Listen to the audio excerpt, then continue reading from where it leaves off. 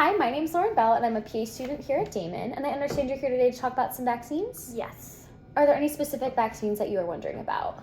Prevnar 21. Okay. Are there any specific questions that you had about Prevnar? What disease does this vaccine prevent against? So Prevnar 21 is the pneumococcal vaccine, so that's going to protect against a bacteria called Strep pneumoniae. Strep pneumoniae can cause a variety of infections. The most common is going to be pneumonia, which is your typical like cough, fever. We can get more into that later. It also can protect against meningitis, bacteremia, which is like a bacterial infection of your blood, and otitis media. Those are the main infections that can be caused by Strep pneumoniae. Any other questions? How is this disease spread? So Strep pneumoniae is spread through respiratory droplets. So that can be from coughing, sneezing, sharing a drink, or really anything with saliva. What are the signs and symptoms? So it's going to depend on which infection you get from Strep pneumoniae. If you get pneumonia, your common symptoms are going to be fever, cough, in more severe cases you can have like chest pain, shortness of breath, or coughing up blood. Meningitis is going to be more of neurologic symptoms, so fever, headache, neck stiffness, and sensitivity to light.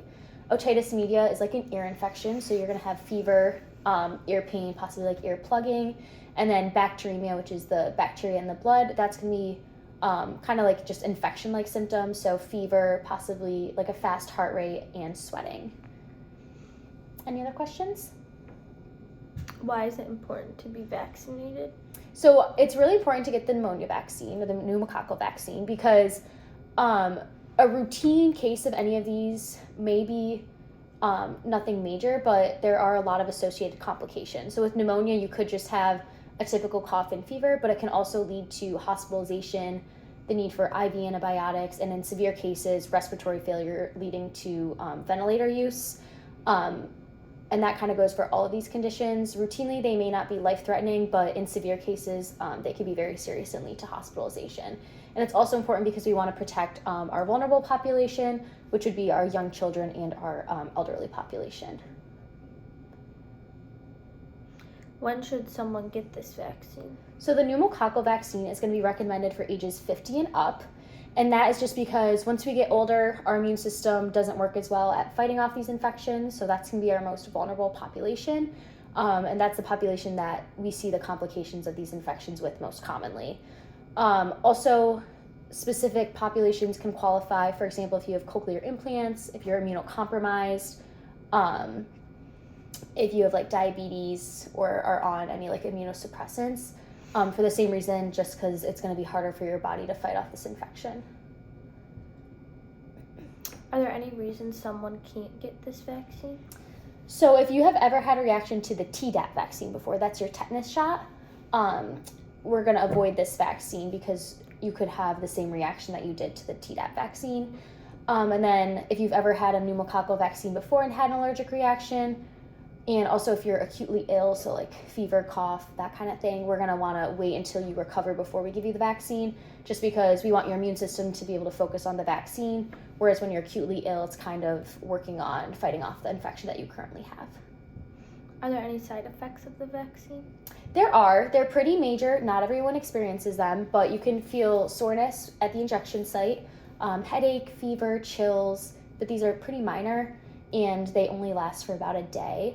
And not everyone even experiences them. So it's still a lot safer to get the vaccine even with these side effects. Any other vaccines you were wondering about? Yes, the RSV vaccine. Sure. So the RSV vaccine is going to protect you against respiratory syncytial virus. So it's a viral infection, not bacteria like before. And this is a virus that's going to affect your respiratory tract, so your lungs, your sinuses, your throat. It's transmitted through respiratory droplets just like before, so coughing and sneezing. It can also live on surfaces, so if someone coughs on a door handle and you touch it and touch your mouth, you can also get it that way. What disease does this vaccine prevent against? RSV, you're good. Oh, how is this disease spread? Respiratory droplets, like I was saying before. What are the signs and symptoms of this disease? So this is going to depend a lot on your patient population. So our infants we're very worried about getting RSV. they present the most severely. So cough, fever, shortness of breath, intercostal muscle retraction, so they're kind of using their whole belly to breathe. Cyanosis, which is like bluish discoloration from not getting enough oxygenation. In a young, healthy adult, it might just kind of present like a common cold, so kind of like a little bit of chills, fatigue, possibly a fever. And then our elderly and like immunocompromised patients are also gonna experience more severe symptoms like fever, cough, shortness of breath, possibly cyanosis in like severe cases, which is the bluish discoloration. Why is it important to be vaccinated against this disease? So it's important not only for you to be vaccinated to protect yourself, but more importantly for you to protect infants, just because, like I said, they're the most vulnerable population to this. So if you're around a lot of children, you work in a daycare, healthcare, anything like that, it's really important for you to be vaccinated so you can protect them. And also, like I said, as we age, our immune system can't really fight off infections as well as it used to. Why should someone get this vaccine? Are there any reasons someone can't get this vaccine? Yep, so similar to the vaccine we just talked about prior, there is no interaction with the Tdap vaccine. But if you've ever had the RSV vaccine before and had any sort of allergic reaction, we're going to avoid it. And excuse me, if you're acutely ill, we're also going to avoid it for the same reasoning before. We're just going to wait till you're feeling better from whatever cold or infection that you're fighting off, and we'll wait and then get the vaccine after. Are there any side effects of the vaccine? Similar to the pneumococcal vaccine, the side effects are going to be kind of your injection soreness, muscle fatigue, weakness, muscle aches, and then the only one that's different is Guillain-Barré syndrome. This is very, very rare instances that you get this. It affects your nervous system. It causes a neuropathy, or like a numbness and tingling, and it can affect your respiratory tract and breathing in severe cases. This is a pretty serious side effect, but like I said, it's very rare and it rarely occurs. And then our ages for this vaccine are going to be anyone age 60 and older. For the same reason as I was discussing before, as we get older, our immune system can't really fight off these infections as well. We're also going to want to vaccinate our pregnant patients from weeks 32 to 36, once again to protect the fetus.